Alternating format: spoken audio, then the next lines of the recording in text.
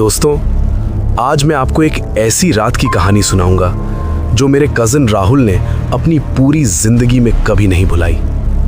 वो रात 3 बजे की थी जब उसकी आंखें खुली और कमरे में कुछ ऐसा था जो वहां होना ही नहीं चाहिए था। ये स्टोरी रियल है। ये नागपुर से मुंबई शिफ्ट हुए एक कॉमन इंसान की कहानी है। और अगर आप अभी अकेले सुन रहे हो तो मैं सजेस्ट करूंगा लाइट्स मत बुझाओ। राहुल मेरा कज़न एक आम लड़का था, 24 साल, बीकॉम कंप्लीट किया था नागपुर से।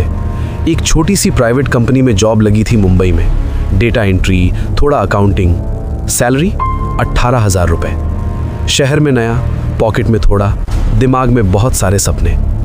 मुंबई में कोई जानता नहीं था उसे, कोई दोस्त नहीं, कोई रिश्तेदार नहीं। पहले 2 दिन तो ट्रेन में ही गुजरे, नागपुर से मुंबई तक। बड़े सपने लेके आया था, बड़ा शहर, बड़ी जिंदगी। पर पहली रियलिटी चेक वहां मिला जब उसने रेंट देखना शुरू किया। बैंड्रा 20,000, गोरेगांव 15,000, विरार फिर भी 8,000। आखिरकार किसी ने बताया, भाई अंधेरी के एक पुराने बिल्डिंग में एक पीजी है, सस्ता है, सीधा जाके मिलो लैंडलॉर्ड से। राहुल गया, पीजी देखा।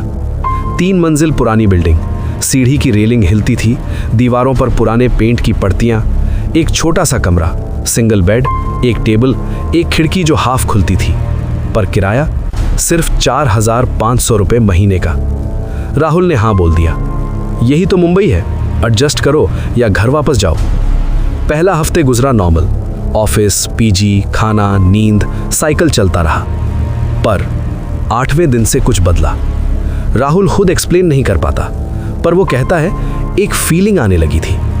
कमरे में वापस आने पर एक स्ट्रेंज साइलेंस होती थी, जैसे कमरा वेट कर रहा हो।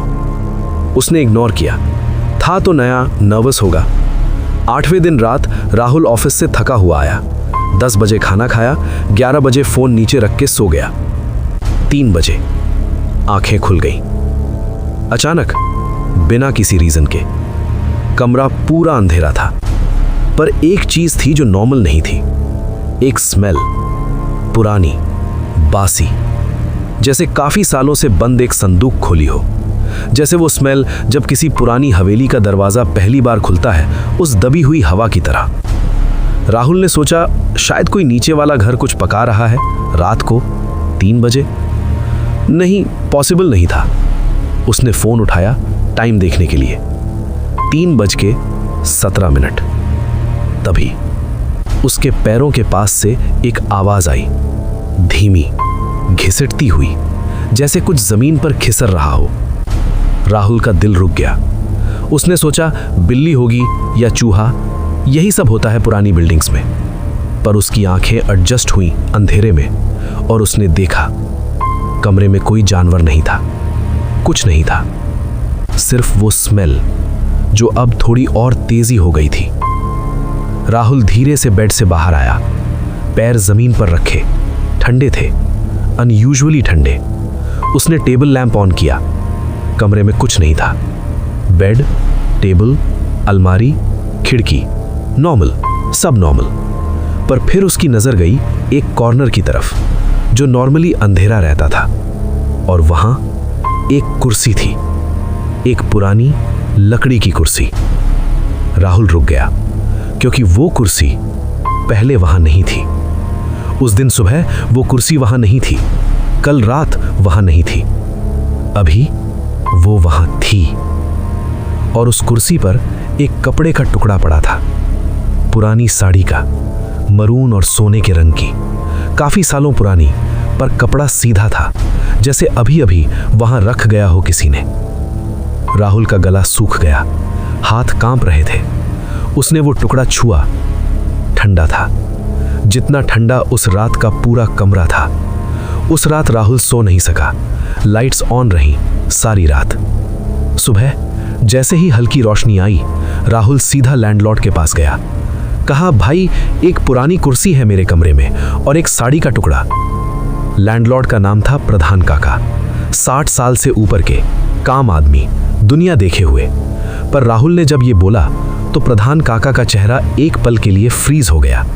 एक पल के लिए उनकी आंखें कुछ और देख रही थीं, जो वहां था ही नहीं। फिर वो बोले धीरे से, बेटा वो कमरा 3 साल से बंद था। राहुल ने कहा मतलब? आपने तो मुझे बोला था। हाँ, मैंने बोला था अवेलेबल है, पर जो हुआ था उस कमरे में 3 साल पहले। और प्रधान काका रुक गए। राहुल ने कहा क्या हुआ था? प्रधान काका की आंखें भर आईं। उन्होंने सिर्फ इतना कहा, बेटा एक औरत थी उस कमरे में, बहुत अकेली थी, बहुत। और वो मोड़ गए। वो बात पूरी नहीं की। राहुल ने दोबारा नहीं पूछा, क्योंकि शायद कुछ बातें इनकम्प्लीट रहना ही बेहतर होती हैं। उस रात राहुल ने अपना बैग पैक किया, पूरा। सिर्फ 1 घंटे में कपड़े, लैपटॉप, डॉक्यूमेंट्स, सब। लैंडलॉर्ड को कॉल किया, सिक्योरिटी डिपॉजिट छोड़ दी, 1 भी रुपया वापस नहीं मांगा। ऑटो रिक्शा लिया, किसी भी डायरेक्शन में चला गया, बस उस जगह से दूर। आज राहुल एक अलग पीजी में रहता है, गोरेगांव में। 8,000 रुपए का है, थोड़ा महंगा है, पर वो कहता है भाई रात को नींद आती है, यही काफी है। दोस्तों, वो कुर्सी कहां से आई? वो स्मेल क्या थी? प्रधान काका ने पूरी बात क्यों नहीं की? मुझे नहीं पता, पर एक चीज पता है, मुंबई की उन पुरानी बिल्डिंग्स में, उन पुरानी गलियों में काफी सारी ऐसी कहानियां छुपी है, जिन्हें कोई नहीं कहता, जिन्हें कोई नहीं पूछता, बस कुछ याद दिलाती रहती हैं अपनी प्रेजेंस की, अपनी तकलीफ की। और अगर कभी रात को 3 बजे तुम्हारी आंखें अचानक खुल जाएं, बिना किसी रीजन के, तो लाइट ऑन करो, पहले देखो, फिर सोचो।